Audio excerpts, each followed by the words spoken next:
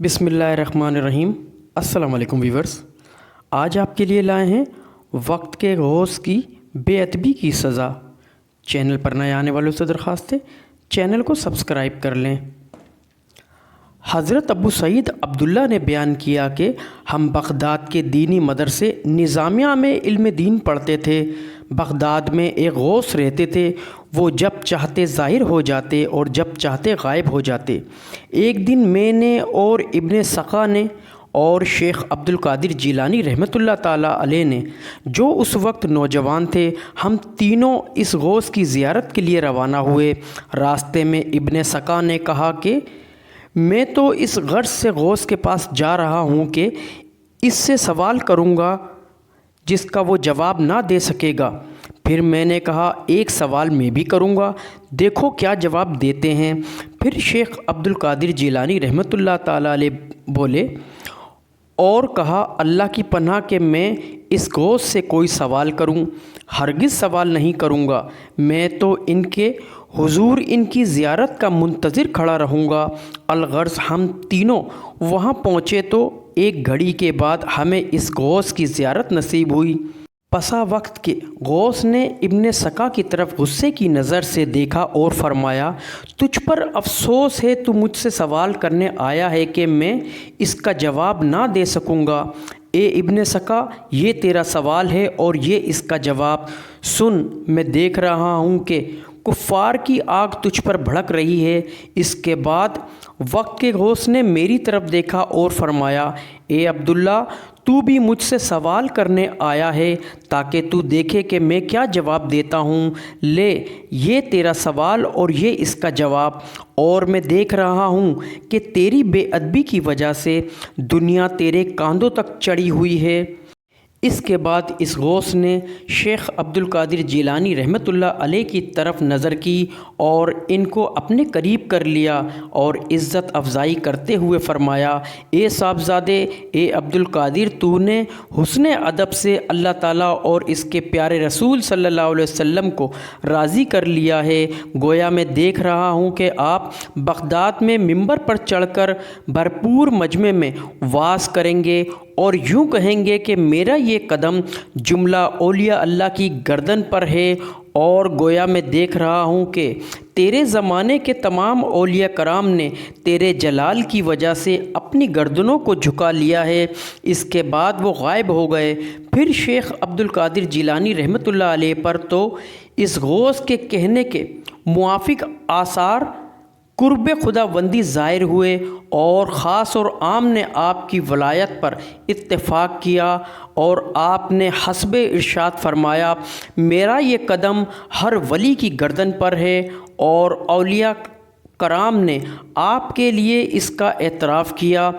اور ابن سقا کا واقعہ یہ ہوا کہ وہ علوم شریعہ میں مشغول رہا، یہاں تک کہ کمال حاصل کر لیا اور بہت سے اہل زمانہ پر فوقیت لے گیا، اور تمام علوم میں نیز فن مناظرہ میں مشہور ہو گیا۔ زبان کے اعتبار سے بڑا فصیح، شکل کے اعتبار سے حسین، لہذا بادشاہ نے اسے اپنا مکبر بنا لیا، پھر قاصد بنا کر ملک شام اور روم کی طرف بھیجا۔ شاہ روم نے ابن سقا کو صاحب فنون اور فصیح پایا تو بہت حیران ہوا۔ پھر عیسائی مذہب کے علماء و فقہ کو ابن سقا کے ساتھ مناظرے کے لیے بلایا تو ابن سقا نے ان تمام کو مناظرے میں لاجواب کر دیا اور عیسائی راہب ہار گئے۔ اس سے شاہ روم کے نزدیک ابن سقا کی عظمت بڑھ گئی اور یہی فتنے کا سبب بنا۔ پھر رومی بادشاہ کی شہزادی پر ابن سقا کی نظر پڑ گئی اور وہ اس پر عاشق ہو گیا، تو بادشاہ سے رشتے کی درخواست کی کہ اس سے میرا نکاح کر دو۔ رومی بادشاہ نے کہا صرف ایک شرط ہے، وہ یہ کہ تو بھی عیسائی ہو جا۔ اس پر ابن سقا اسلام سے مرتد ہو کر عیسائی ہو گیا، اور رومی بادشاہ نے اپنی لڑکی کا ابن سقا سے نکاح کر دیا۔ پھر تھوڑی عرصے کے بعد ابن سقا بیمار ہو گیا، اور ایسا بیمار ہوا کہ اسے کوئی پوچھتا نہیں تھا۔